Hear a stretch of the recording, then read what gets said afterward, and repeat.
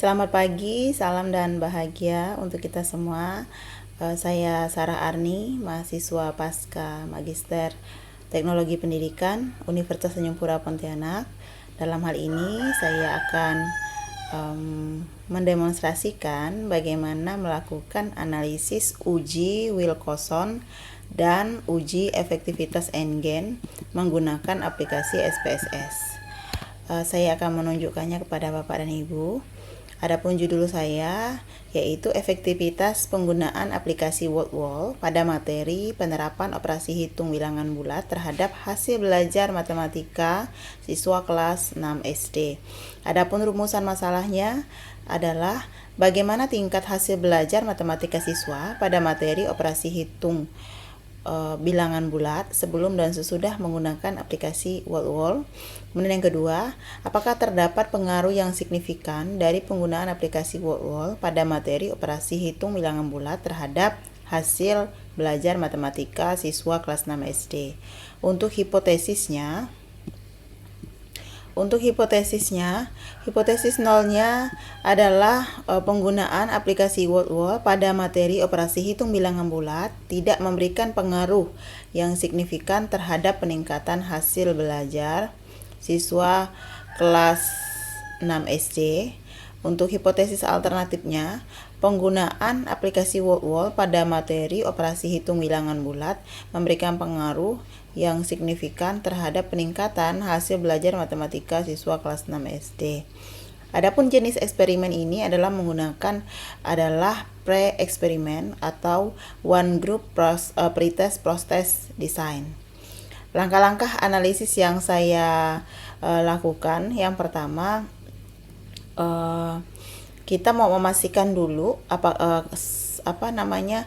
uji Wilcoxon ini. Sebelum kita melakukan uji Wilcoxon ini, kita harus mengecek uji normalitas terlebih dahulu, karena Wilcoxon test ini digunakan untuk menguji perbedaan nilai pretest dan post-test yang tidak berdistribusi normal. Nah, jika data penelitian tidak berdistribusi normal melalui hasil uji normalitas, maka data kita ini dianggap tidak memenuhi syarat dalam pengujian statistik parametrik. Apalagi seperti pada video saya sebelumnya, saya lakukan uji paired sample t-test di mana datanya dikatakan berdistribusi normal. Sedangkan untuk uji Wilcoxon ini dikhususkan apabila data tidak berdistribusi normal, sehingga kita melakukan metode statistik non-parametrik.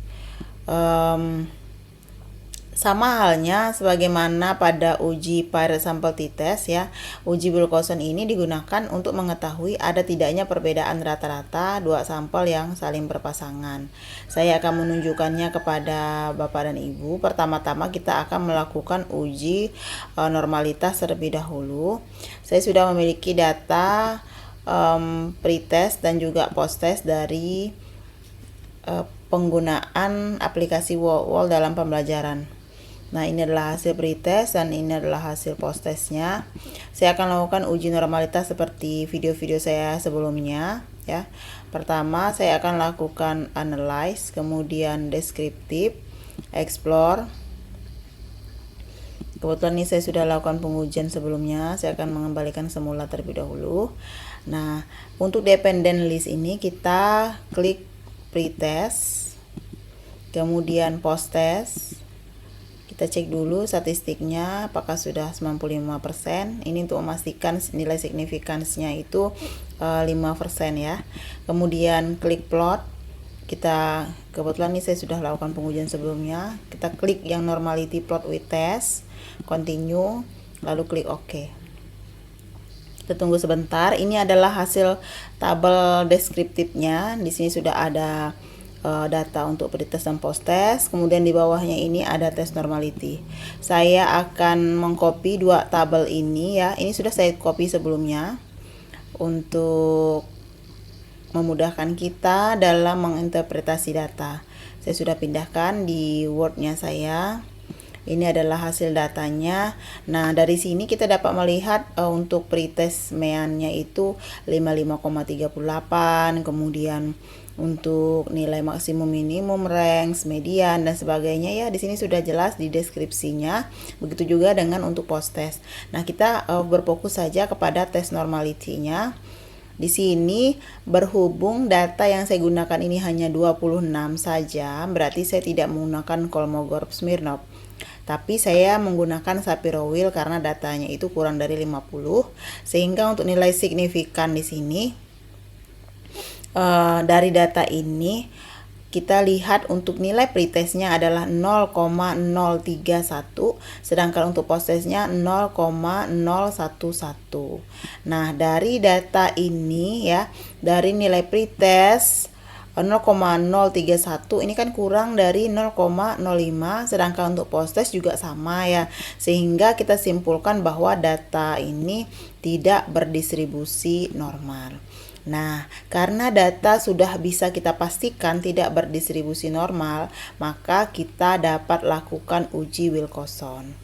Nah, uji Wilcoxon ini atau lebih lengkapnya kita sebut Wilcoxon Signet Rank Test. Nah, digunakan untuk membandingkan dua set data berpasangan, khususnya ketika asumsi normalitas tidak terpenuhi. Nah, bagaimana caranya? Kita akan melakukan uji Wilcoxon di SPSS. Ya, caranya kita klik menu, pilih menu Analyze, kemudian Non-Parametric Test, Legacy Dialog to Related Sample. Nah, saya akan menunjukkannya kepada Bapak dan Ibu. Kita kembali lagi, kita langsung saja ya, Analyze, kemudian kita klik Non-Parametric Test, pilih yang Legacy Dialog, lalu pilih lagi yang To Related Sample. Nah, kebetulan di sini saya sudah lakukan pengujian sebelumnya. Saya akan mengembalikan terlebih dahulu ya. Oke. Nah, caranya kita pindahkan nilai pretest ini ke variabel 1 di sini. Bisakah dihapus? Ntar dulu ya, saya pindahkan dulu. Oke. Ke posttestnya juga. Kemudian kita cek option exactnya. Oke, aman ya. Nah, pastikan yang kita klik ini adalah Wilcoxon ya. Karena kita mau melakukan uji Wilcoxon. Nah, klik OK. Muncul hasil dari tes Wilcoxon ya. Nah, di sini ada dua tabel, rank dan juga tes statistik. Saya akan pindahkan ke Word-nya saya. Kebetulan ini saya sudah memindahkan sebelumnya. Nah, dari hasil tabel rank kita dapat melihat ya, di sini ada hasil post-test pretestnya itu ada negatif rank, main rank, sum of ranks, kemudian positive ranks ya, nilai test dan total. Totalnya itu total jumlah datanya 26. Nah, dari data ini tadi kan dapat dilihat ya, ada rank tabelnya. Ini menunjukkan jumlah datanya, apakah ada peningkatan, penurunan, atau tidak ada perubahan. Kalau dia positif rank itu artinya ada peningkatan, sedangkan negatif rank itu penurunan, sedangkan test itu kesamaan ya, ada kesamaan, artinya tidak ada yang tinggi, naik atau turun.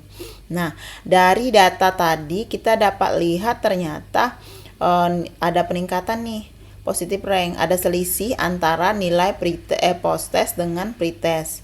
Selisihnya itu adalah 13,50. Sedangkan untuk negatif rank-nya 0, artinya tidak ada perubahan, tidak ada penurunan. Sedangkan test ini juga tidak ada kesamaan.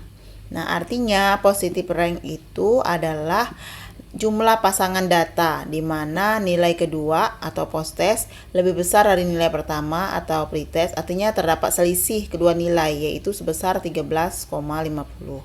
Nah, seandainya nih kita lakukan pengujian untuk sampel yang lain, jika dari hasil data ini misalnya post-testnya lebih kecil dari nilai pretest, maka itu ada negative ranks-nya, artinya ada penurunan.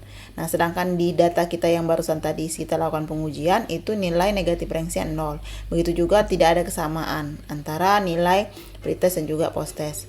Seperti itu ya Bapak dan Ibu. Kemudian kita akan lihat juga dari tes statistiknya.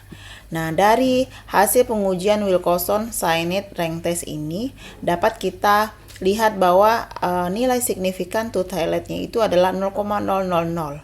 Nah, perlu kita ketahui bahwa apabila nilai signifikan, ini nilai signifikan ya, to highlight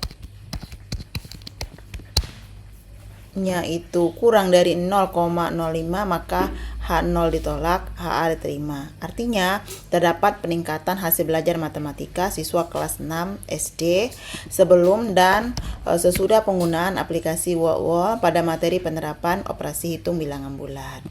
Nah, jika kita sudah melakukan uji Wilcoxon, maka kita dapat melihat seberapa efektif sih data ini gitu ya, untuk melihat efektivitas perlakuan dari suatu data.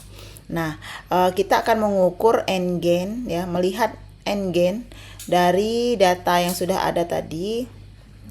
Kita mau mengkategorikan apakah termasuk tinggi, rendah, atau sedang ya.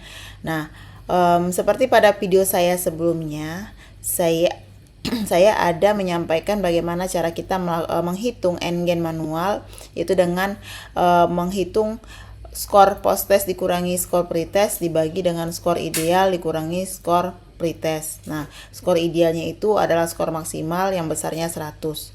Nah, bagaimana caranya? Saya akan menunjukkan, pertama kita harus hitung dulu ya, nilai skor post-test dikurangi skor pretest, itu yang pertama. Kemudian yang keduanya skor ideal dikurangi skor pretest, langkah yang kedua. Kemudian kita membagi antara skor post-test dan pretest ini dibagi dengan yang di bawahnya, itu langkah yang ketiga untuk menentukan nilai n-gain score. Nanti jika sudah kita tentukan nilai n-gain score, maka kita akan lakukan langkah selanjutnya, yaitu mengubah nilai n-gain score ini ke dalam persen. Nah, dengan cara nanti saya akan tunjukkan, setelah kita jadikan nilai n-gain score serta n-gain score persen, maka barulah kita bisa menghitung nilai rata-rata n-gain-nya dengan analyze, klik analyze, deskriptif statistik, deskriptif variabel. Kita masukkan nilai n-gain score dan n-gain score persen, baru kita klik OK. Nanti bisa kita lihat hasil dari statistiknya. Saya akan menunjukkan kepada Bapak dan Ibu bagaimana melakukan uji n-gain atau menghitung nilai n-gain. Pertama, saya akan mengklik transform, lalu pilih compute variable. Untuk target variabel saya akan ketik post-test, karena kita mau menghitung nilai post-test dikurang pretest ya. Jadi saya begini saja. Pilih yang post-test, pindahkan ke numeric expression, kurang pretest, pindahkan, klik OK. Kita tunggu sebentar. Nah, ini adalah hasil post-test dikurang pretest. Kita ubah di desimalnya, lalu kita hitung lagi nilai maksimum dengan cara yang sama, transform compute variable, lalu di sini kita klik maksimum, ketik maksimum kurang pretest. Di sini karena nilai maksimumnya itu 100. Nah, kita langsung saja, kita tunggu sebentar. Oke, sudah muncul nilainya. Variabelnya kita jadikan 0 desimal, lalu kita hitung nilai n-gain score-nya. Caranya compute transform, compute variable, kemudian klik di sini n-gain score. Caranya adalah, ini kita hapus sebentar, post-test kita pindahkan, lalu kita bagi spasi, bagi spasi lagi, ini maksimum dikurang pretest. Nah, kita klik OK.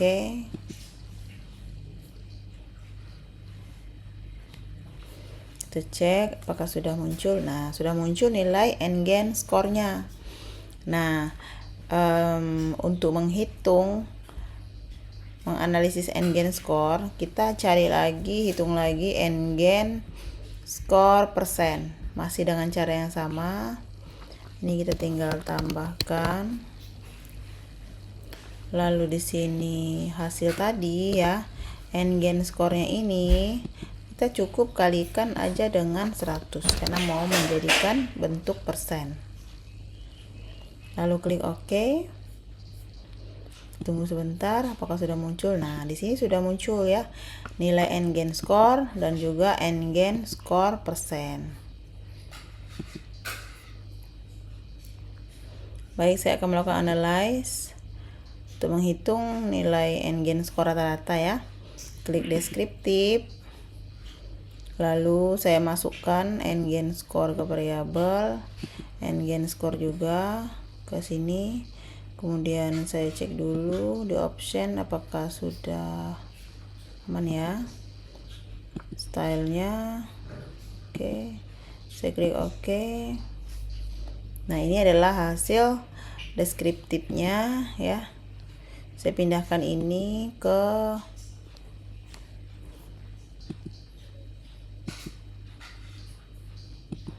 saya kopikan hasilnya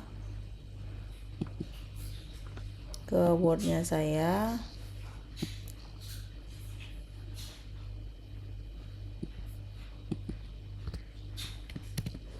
Nah, ini adalah hasilnya. Kita bulatkan saja ya, 0,0482. Ini kan tadi di pengkategorian ya, kalau dia NGen-nya itu lebih dari atau sama dengan 0,7 maka efektivitasnya dikategorikan tinggi. Sedangkan jika terletak antara 0,3 ya, 0,3 termasuk juga, dan kurang dari 0,7 maka ini sedang. Sedangkan jika kurang dari 0,3 itu efektivitasnya rendah. Nah, dari data ini kita dapat lihat bahwa nilai NGen-nya itu adalah 0,0482. Ini kan kurang dari 0,3. Artinya NGen ini masuk ke kategori rendah. Atau jika kita lakukan dalam bentuk persen, maka ini saya bulatkan ya supaya sama dengan yang di atasnya, 4,82%. Nah, artinya penggunaan aplikasi WordWord memiliki efektivitas 4,82% dalam meningkatkan hasil belajar matematika materi operasi hitung bilangan bulat siswa kelas 6 SD, sehingga dapat disimpulkan bahwa efektivitasnya itu berpengaruh dalam peningkatan hasil belajar matematika dengan tingkat keefektifan rendah. Rata-rata NGen-nya itu 0,0482. Secara umum atau kesimpulan akhir ya dari hasil pengujian kita, baik itu terhadap uji normalitas, Wilcoxon, sampailah ke NGen score, maka perlakuan penggunaan aplikasi WordWord ini memberikan peningkatan hasil belajar matematika pada materi operasi bilangan bulat siswa kelas 6 SD. Kemudian efektivitas perlakuannya itu berada pada kategori rendah dengan NGen skornya itu adalah 0,08482 atau 4,82%. Demikian dapat saya sampaikan, semoga mudah dipahami dan dimengerti. Terima kasih Ibu Feni yang sudah membimbing saya dalam mata kuliah Statistik Pendidikan. Demikian yang dapat saya sampaikan, kurang dan lebihnya saya mohon maaf. Saya akhiri, selamat pagi, salam sehat dan bahagia untuk kita semua.